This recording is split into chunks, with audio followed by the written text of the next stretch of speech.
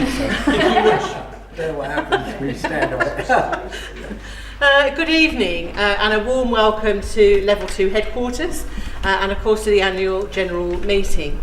Now over the last 12 months I have been supporting our community through the pandemic recovery and that trying to re-establish what normal is. And as part of that we have lost a number of volunteers in the town for our charity groups. In fact we've even lost charity groups that have fallen by the wayside. And a number of school children have not returned to school. So it's been a very tough time and still is a tough time. So firstly this evening I want to congratulate Level 2 on your resilience. You're still going and you're celebrating your 22nd year, which is fantastic. Now like many of you, I'm looking forward shortly to an overview of what's happened in the last 12 months, but I'm more excited about the plans for the future. It's unusual that I would come to anything like this with any notes, but it really has been quite a year. So thinking back over 2022, first of all, and then I'm going to give you an update of the last 5 months. And it's actually not, in many respects, personally, rather than looking at the growth of the project, it's not a year that I think any of us on team would choose to repeat. I'll just do a few thank yous. I say a few thank yous and I'm going to whiz through them, but they are meant with an absolute heart and gut full of thanks. First of all, I'm going to thank my husband because it's not actually very easy being married to a creative nutter. I'll just give you an example of how supportive he was. So we've just come back from holiday and we went away for 2 weeks, just the two of us, and he's thinking, yes, I've got my wife all to myself for 2 weeks. 11-hour flight, we land, we tuck down, and my phone goes at 5:40 a.m. in the morning, and it's Steve Warren, and I'm going, I've got to answer it, it's going to be work. And if you could ever feel an eye roll and feel the body language, what came out of his mouth was, what can I do, and would you like a cup of tea? And that is Simon. Massive thank you to Stephen, David and the trustees and my amazing team, and there's a few of you here, but you are all incredible. Resilient, strong, fun, loving, caring, and that's what makes Level 2, because it's all of those good qualities and values that we have inside us as a team that we instill in young people. In particular, I have to thank Stephen. Stephen and I work more closely together than I do with any of the other trustees. And it's not just about bringing the money in, it's about being able to sell on paper to people that may never ever come and visit the project, the heart and soul of Level 2. And the combination that Steve and I have, it's actually been referred to as the dream team in terms of a combination of head and heart, and Stephen puts hours and hours of supporting, not just to writing the applications but to supporting me personally. So we had an organisational review done, an external review that was paid for by the lottery, and that came out at the beginning of 2022, and yes, there was some learning in there for us, but it was also an incredibly positive, energising, complimentary report that gave feedback from other organisations we work with children and young people, from staff. So yeah, that was a really excellent report, and one that we have taken some learning from, but also one that just gave us that real kind of boost of, yeah, this is what we're doing and this is why we're doing it. Good things about 2022, funding, grants. We continue to be successful in attracting funding. We also had a legacy, and we've had donations from fundraising, from local people. Some of them are here, the amazing Trimley Trekkers, who have now raised several thousands of pounds for us. These are just local people who took time to get to know what we do and why we do it. And on New Year's Day, they were down swimming in the sea. and they're about to go off and walk Pedder's Way, and we are so thankful. And as David said, it gives us the opportunity to say to the national funders, our community really care and they really get what we do, and you take time to understand what we do. It's very nice if someone just hands you a cheque, but if someone hands me a cheque and wants to really understand what we do and why we do it, that has so much more meaning. We've had a new trustee, Rosie, in the last year, and we've had at least 4 new volunteers and 2 new members of staff. We are now fully back to all services. We're working in some new schools. Detached work historically would have stopped at the October half term and then started again around now, but there was so much good work happening and so much need at the skate park that we continued to offer detached all the way through the winter. All credit to the staff for doing that and meeting real need of some hard to reach young people that are less likely to access kind of centre-based provision. We are soon to be able to start a second detached session and possibly a third one as we get through to the summer. Our numbers and outcomes for 2022 were staggering. I'm just going to read you some of them, but if you want to go into it in more detail, speak to me afterwards. So in 2022, our overall contacts were 1,144 individuals. That's 615 males and 529 females, age ranging from 5 up to adults, because we now work with families as well. I've got a breakdown of the numbers across all services, which I'm happy to share with people, but it's quite staggering. I'm now back to going out and giving talks and meeting with groups and talking about level 2. And one I did fairly recently, it wasn't a massive event, it was a Community Action Suffolk event. There was probably, 100 people there. On the back of that, I had someone come and speak to me and said, I'm having to wind down a charity that I'm a trustee for. So impressed with the work you're doing. I'd like to take your details and go back to my trustees and ask if we can give our closing amount to your organisation, which was lovely. And I was expecting that to be maybe a couple of thousand. It was £10,000 just from, so that's my going rate. That's my going rate. That brings me to 2023.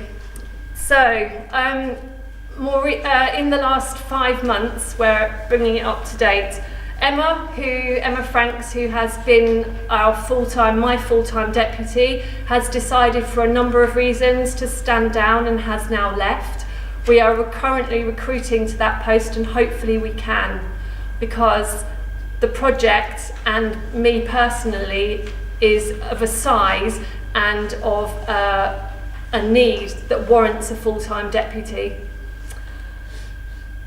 One of my closest friends of over 25 years and regular donor to level 2 passed away earlier this year, and it's not just that he was a donor to level 2. What level 2 have lost is this guy was actually my mentor, so that's a big loss. And something that I'm still coming to terms with.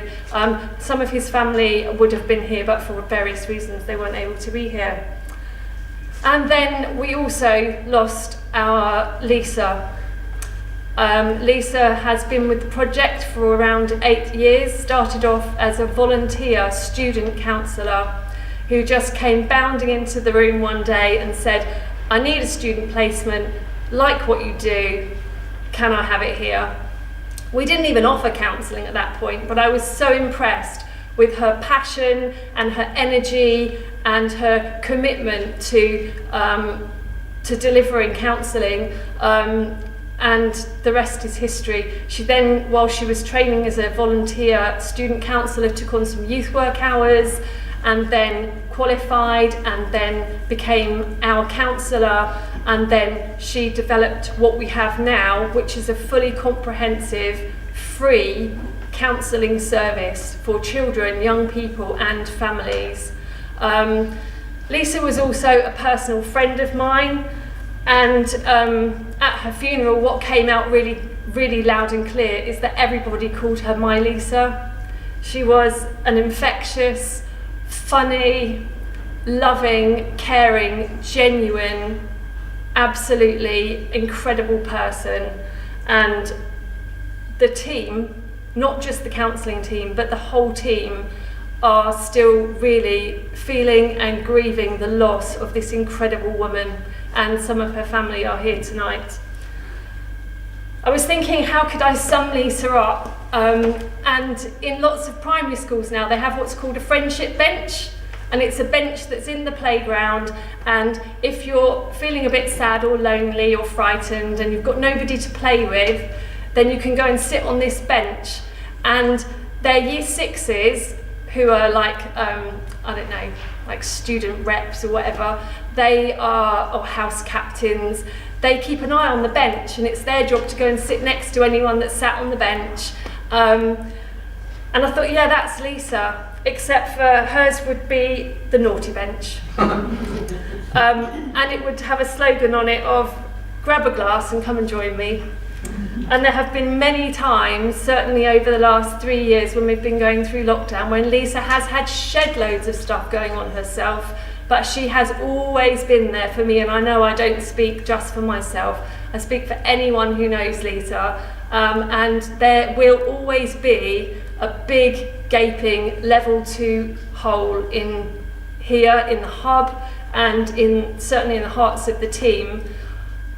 What I hope is, and I'm sure will happen, is that big gaping hole will be absolutely full, pushed down, overflowing with happy, fun, hilarious, some not to be told, stories of this incredible woman. And if we could just give Lisa a big round of applause, please.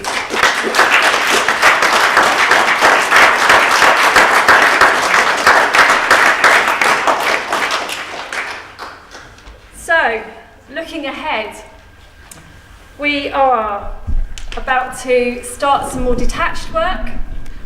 We are currently recruiting.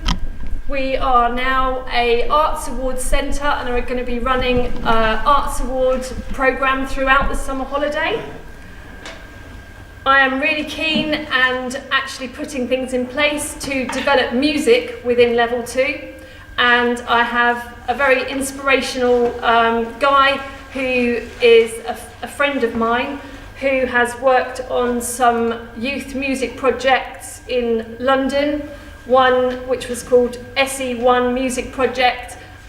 He is creative, he's brilliant with young people, he's enthusiastic, and also expanding not just music, but getting sort of creative arts involved. I'm also keen and making sort of early noises around possibly looking at a cafe in town, a young people's cafe, or a ground floor premises that we can use to meet with young people, to use as a ground floor small space that's very different to this, and anything else that comes from that. We are looking at getting as much support into the high school as we can and being as creative with that as possible. There is much need to be met in that school, and I know that the team at Level 2 are best placed to do that. Just kind of cutting through some red tape at the moment. I think they think we're a bit scary, but they need us and we can make a difference.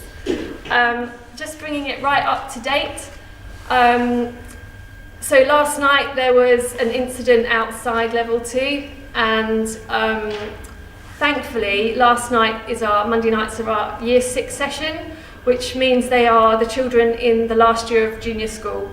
And on that session they tend to all arrive together at 4, stay up here for the whole time, and then they all go down together at the end when we're kind of peeling them off the walls and encourage them when it's time to go. Had it have been any other session, there could well have been children, young people, families outside mulling around the area at exactly the time the incident kicked off. So for that I'm very thankful. What is the thing that's really hit me is the attitude of the staff that were up here, and it wouldn't have mattered what members of the team were up here, everyone would have handled it equally as well. But very quickly the team realised what had happened. We were told that the young people were not to be leaving the building. They explained to the children and young people that something was happening downstairs and that they were safe up here, they were on the top floor, and that, that just to carry on as normal, but nobody was to leave the building. And we were trying to just not create drama out of it. And of course some of them realised, because it was then out on social media, and some of them were getting to hear on their phones. But the short version is, the session carried on. I was downstairs talking to the police, and we agreed that actually the best thing to do would be to bring all the young people down together. And the staff came out with the whole group of young people, I think there was about 30, and took them all out to their parents, and there was no hysteria, there was no drama, it was handled professionally, with care. Excellent, well done. What it says to me is, what I know has been bubbling around with the 2 or 3 gangs coming in from Ipswich, and the regular occurrence of knives being found on children in the school or out in the community, that things are quickly coming our way and we need to be ready. So if there was ever a time for an organisation like Level 2 to be here and ready and visible and connected, it's now. Thank goodness we are in a fortunate position today and tomorrow financially to be able to not only continue to deliver the services that we're delivering, but for me to be able to begin to have some blue sky thinking. And those of you that know me well, I do make things happen. These things will happen, and we will still be here, and I'll still be here in years to come, and the project will continue to grow and evolve and develop, providing we can continue to bring the funds in. And I say again, thank you to Felixstowe Town Council, thank you to people like the Trimley Trekkers, thank you to people like David Cook, thank you to Lisa's family who chose Level 2 as their charity as a beneficiary, and it really is a team effort.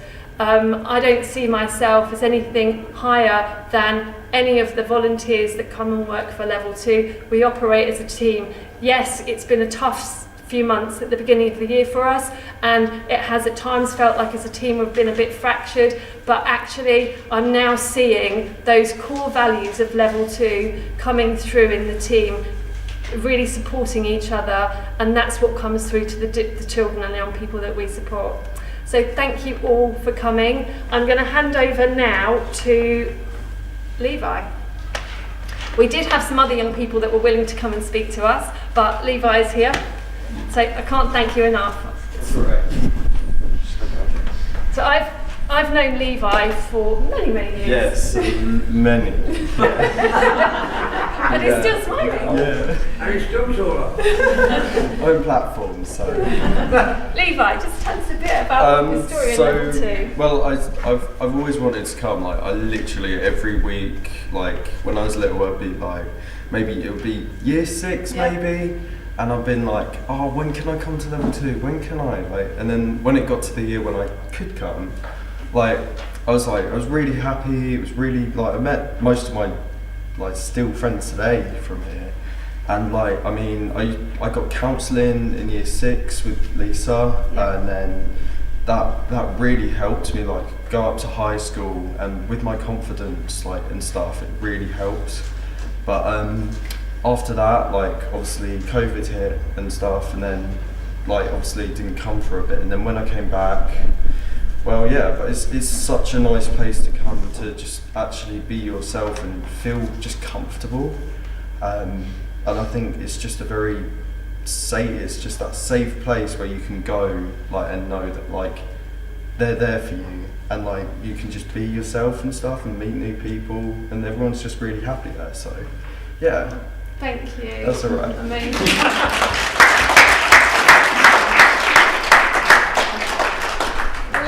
actually has quite a story to tell.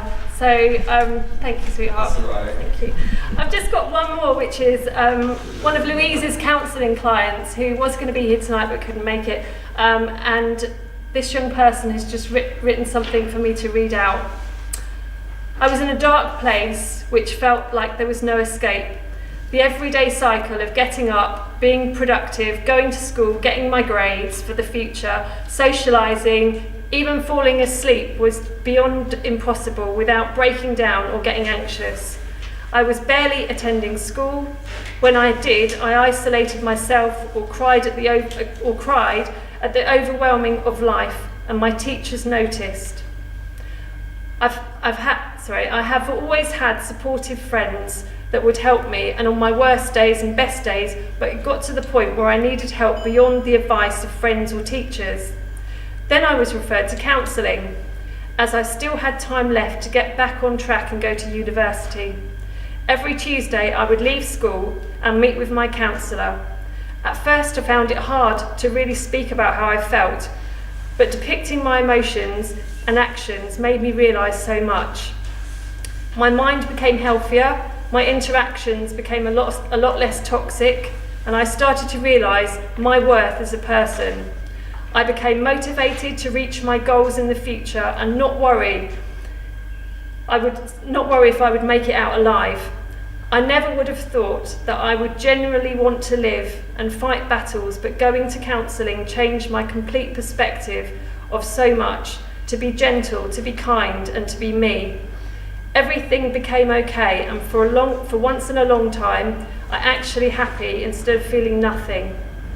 I will be starting university in October and travelling through the summer, something I could have only dreamt of.